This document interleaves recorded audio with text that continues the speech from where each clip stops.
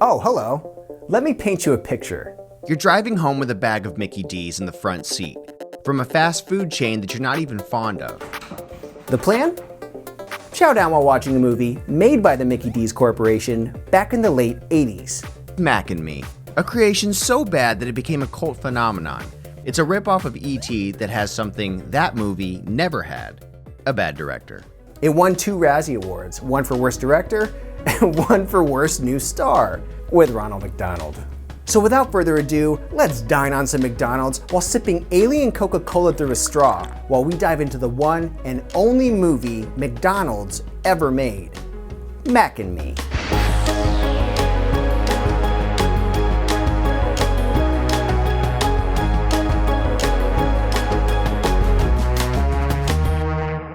The budget for the movie was provided by a company that worked for McDonald's. You see, there was this guy named Jim Williams who was the president and CEO of Golden State Foods that wanted to back this fast food movie venture. Golden State Foods were basically the meat and potatoes of the McDonald's Corporation. Well, maybe I should say the processed meat, ketchup, lettuce, and potatoes. The producer of this film was feeling good about his recent track record with executive producing movies. In 1984 and 1986, R.J. Lewis had 2 back-to-back successes with Karate Kid Part 1 and 2.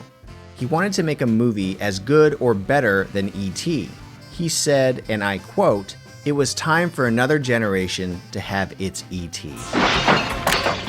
The only problem was that the same generation that enjoyed the movie E.T. already had its own E.T. It was E.T.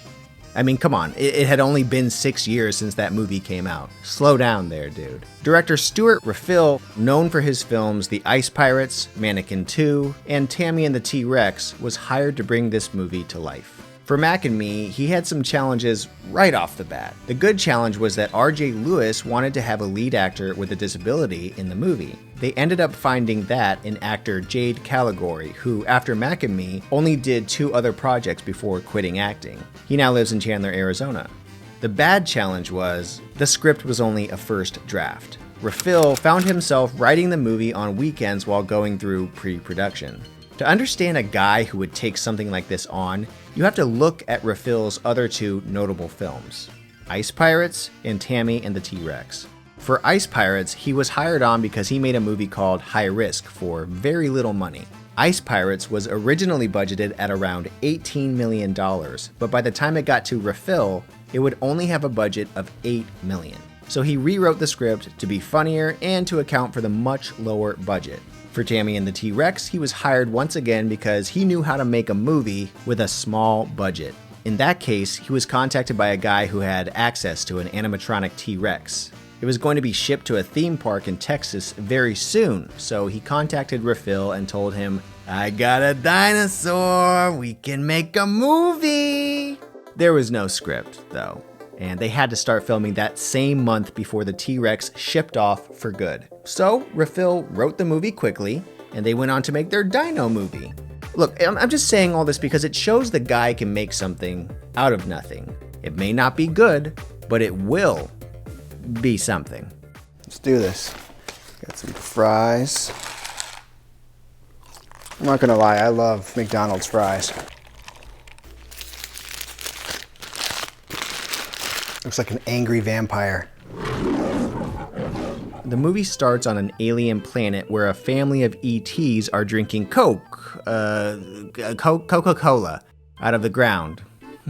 They have straws on that planet. I love how they overcompensate for the prosthetics not blinking by doing this. Then a United States spaceship sucks the aliens up. All of this happens with Alan Silvestri doing the music over it. From Back to the Future to this. I thought it sounded like Back to the Future. It's really weird hearing Alan Silvestri's music over this crap. It hurts me. This is still a better Earth shot than in Twister. The family is transported to an airbase on Earth that they quickly escape from. They have the power of electricity, I guess. Mac is the youngest child and gets stretched out. What's stretching him? Why does it look like someone's pulling him? And run into by a car. However, he ends up stowing away with the Cruz family, Janet, Michael, and Eric. The Cruz family has just moved to Los Angeles, so it's going to be quite a fish out of water story for this whole group. That bear has the same amount of expressions that the alien has. They walk like they crap themselves. We also meet the neighbors next door. This little girl will be very important to the plot. More on that very soon. The alien causes some mayhem and gets Eric into trouble. The place looks appropriately 80s. His mom thinks it's her son's doing all the damage, but we know better. And before you know it, Eric has taken a plunge into the river. And I do mean before you know it, because there's no geography to this scene. You know there's a hill, but the drop-off comes out of nowhere. Eric turned into a full-grown man. This is the scene that is most famous from this movie, thanks to Paul Rudd, actually. Paul Rudd has a tradition where he pretends to set up a clip from whatever movie he's promoting, but instead he shows a clip of this scene. We might get in some trouble here, but as long as it doesn't give any... Let's show this clip from the final episode of Friends. As you could see, Matthew Perry was in a wheelchair for the last show. But When is Anchorman 2 coming out? I did get a little clip of something that we shot in the first week, and I thought maybe we could show it. You're going to show that right now?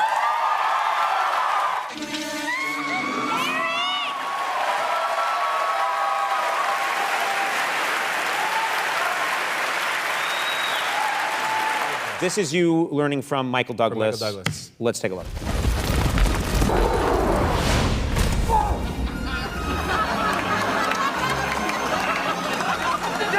We've recorded it if you want to play a little bit of it. Sure. And this is from our podcast, or our Audible podcast. There he goes, wheelchair. You can't do that on a podcast. That's why I didn't see it coming. Right. Well, You can't do that on a podcast. Yeah, It's a visual joke. I know. You've been showing that stupid clip on my show. Thank you. For, I think, 15 years. Then the little girl and her sister set up a birthday party scene at a McDonald's. More on that in a sec. Why are you doing the devil sign? And the little girl utters this line. Why don't you stop by for a Big Mac? Let's go. The actress seemed pissed about this line, like she didn't like the forced undertones of promoting a McDonald's food item. I love that that van has full-blown blinds. If that raccoon thing doesn't come back, that's weird. But look, this movie rips off E.T. in so many ways, but I thought it was particularly clumsy how they lure Mac. In E.T., they lure the alien with Reese's Pieces trails around the house. The Reese's Pieces in E.T. is so much more eloquent than just pouring little bits of Coca-Cola around the house. It's so 80s that this alien runs on Coke. And an endless supply of straws. Why does this family need so many straws? Luckily, Eric and the little girl from next door trap Mac in a vacuum. What? Why did gravity not apply there? Oh, look at this blatant E.T. moment. They revive Mac with some Coke. This is starting to sound like the plot of Fear and Loathing in Las Vegas. Anyway, this whole thing caused a power surge that affects the whole neighborhood. The mom can't seem to understand the plot. No, I can handle it. I can, really. I can handle it. And we can't blame her at all. Later on, the place is all fixed up and clean. The boys talk about exploiting Mac. Hey, we should rent this guy out. We'd be millionaires. And the mom doesn't believe it's the alien who fixed things. Meanwhile, the alien family is still suffering somewhere in the desert, but they find the time to communicate by whistling through their invisibly handcuffed hands, you know, that gesture they're doing. It's supposed to be emotional, but it's just weird. The mom and Eric jog. The only exercise he's getting is lightly pushing the brakes on his wheelchair. I'm just saying, I love how he has a sweatband for this. While Mac tries to catch up, so that we can have a goofy Spielberg-esque neighborhood moment. And then Mac earnestly watches them jog away in a tree. The government guys find out where Mac is staying, and then, okay, what the hell is with the straws? Is this a huge ad for straws? I guess Mac can grow flowers through straws. Inspired by E.T., of course. Hey, you feel cheap. It's time for Eric and the little girl to go to the birthday party at McDonald's. They take Mac along by disguising him as a robotic teddy bear. Anyway, we get to the famous McDonald's scene. People are dancing outside for no better reason than it was the 80s. The government guys pull up, And inside we see the man, the myth, the legend, Ronald McDonald. It'd be funny if that Ronald McDonald was just pickpocketing people. It was good to see this guy again. I haven't seen Ronnie since the old days when he was a big part of McDonald's advertising. He was retired by Mickey D's in 2016 due to a prevalence of killer clowns stalking American streets at that time. This scene is ridiculous. The age range of this birthday party is astounding. You got full-grown football players, little kids, women off the street. Mac all of a sudden has dance skills, not skillful skills, but he can move his body a little to the beat. He's not even committing to the bit. What's he doing? It's not a good sign when someone says, "What is he doing?" while you're dancing. If the agents join in, this movie's fantastic. There's a hilarious traffic nightmare that ensues as the agents chase Mac and Eric. There's so much calamity happening. Oh, I hope that just keeps happening for the next 10 minutes. It'd be funny if he pickpocketed him right now. See ya, bitch. After they lose the agents, we end up in the desert where we find Mac's family. But they're wondering, how can they put a McDonald's out there somehow? Yeah, that's normal. Just touch the eyeball. Blink, mother. Coca-Cola once again saves the day. You could just close your mouth, please. Would you just once? No, don't touch me. That dad is so obnoxious. He looks like the infamous Bat Boy from The Inquirer. He's got real crackhead energy, that dad. Shut up, get to the next scene. I'm getting McBored. The gang ends up back in town where they all decide to fuel up. It looked like she was stifling a yawn. And get more Coke. She only gets freaked out when they take her Coke. Why is it windier inside there than outside? What kind of industrial fans do they have going in that gas station? The alien family decides to nonchalantly walk naked into a grocery store. People in the grocery store would be like, what's with the cheap alien suits? They're not dangerous. Look, they're not gonna hurt you. What was with that sniff? Things pick up fast, and before you know it, cops are shooting at the aliens. The freaky alien dad shoots back like a gangster, and then the gas station blows up.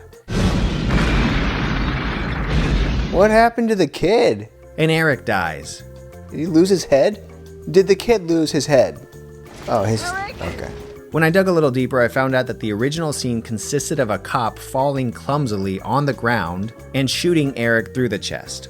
The aliens eventually bring Eric back to life. What if he's just copping a feel and then he walks away? Don't touch me. Don't you touch me.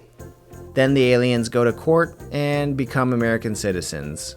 Would you stop squirming like that? Please, the clothes are making it worse. How is that bow staying on her head?